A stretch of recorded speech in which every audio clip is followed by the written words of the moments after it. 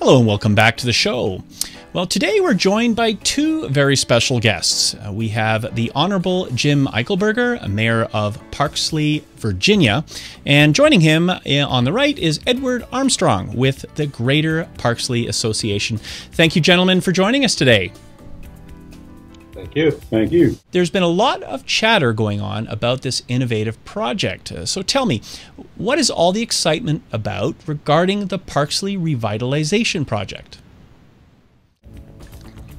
Well, essentially, we are kind of spearheading what's known as the Parksley Revitalization Project, based off of Parksley, Virginia, and specifically, it is designed to internally create more jobs, incubate small businesses into the downtown area, protect the property value, and increase options and goods and services for the town.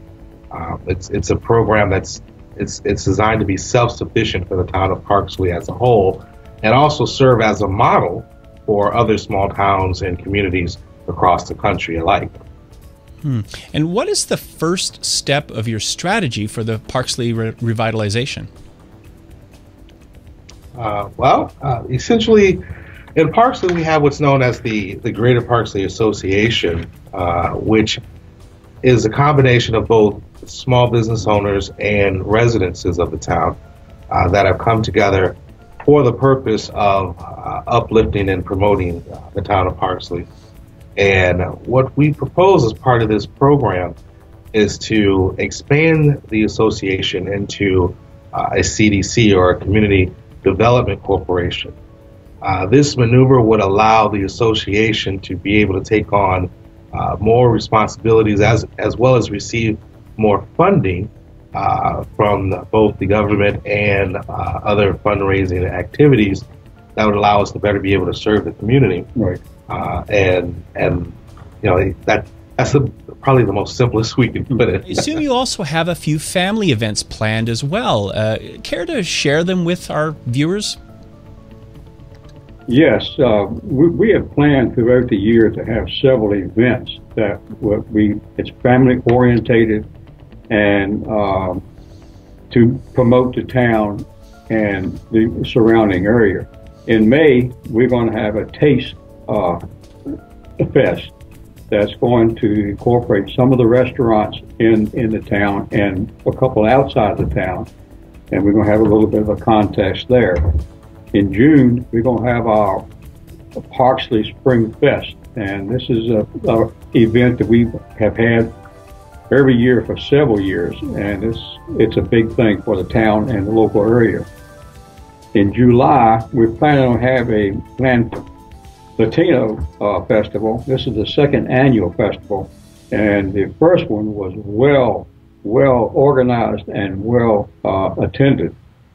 In August, Parksley Train Fest and Model Train convention is going to be here, and Ed's trying to put together the world's largest train. Yeah, the model train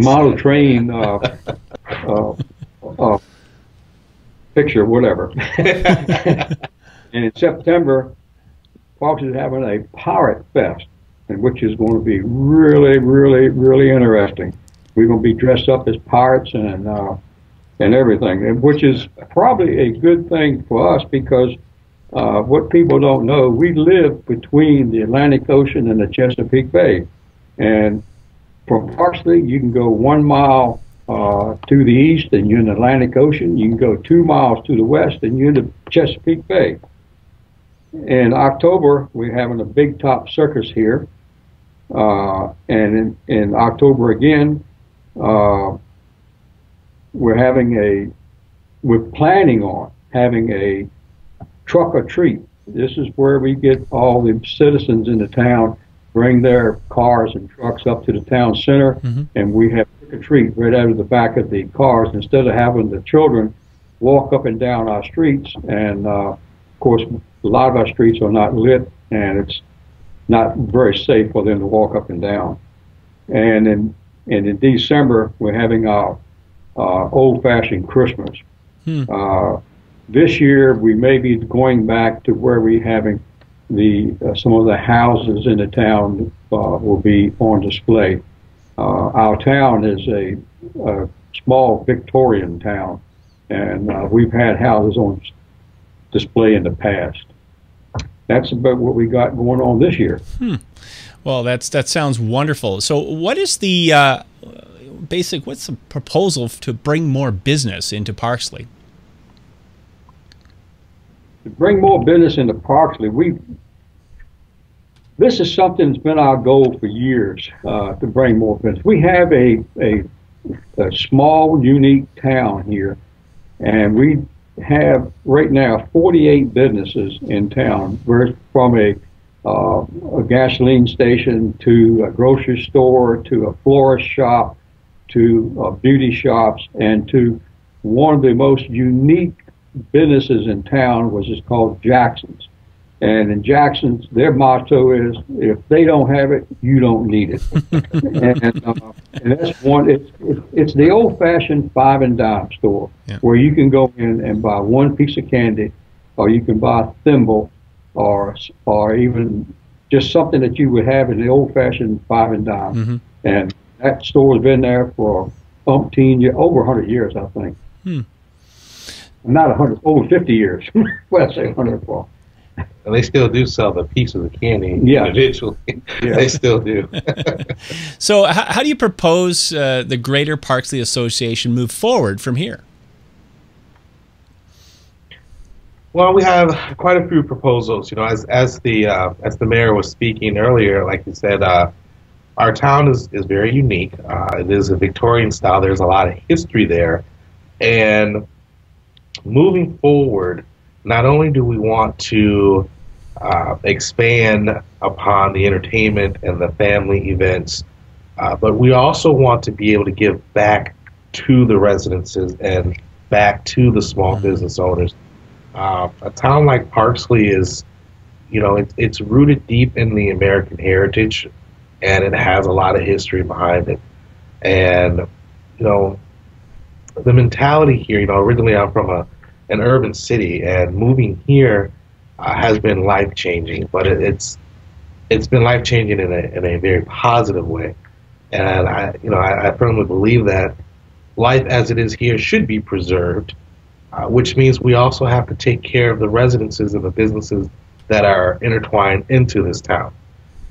And one thing that the mayor and I have been discussing is self-sufficiency.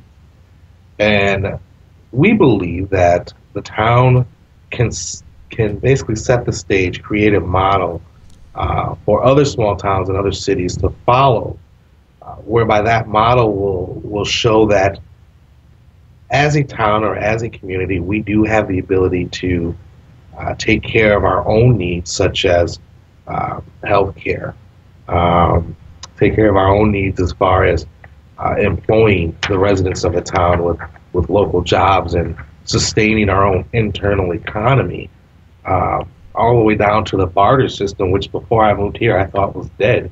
To find out it's very much alive, and it works. It still works, and an honest day's work does pay off.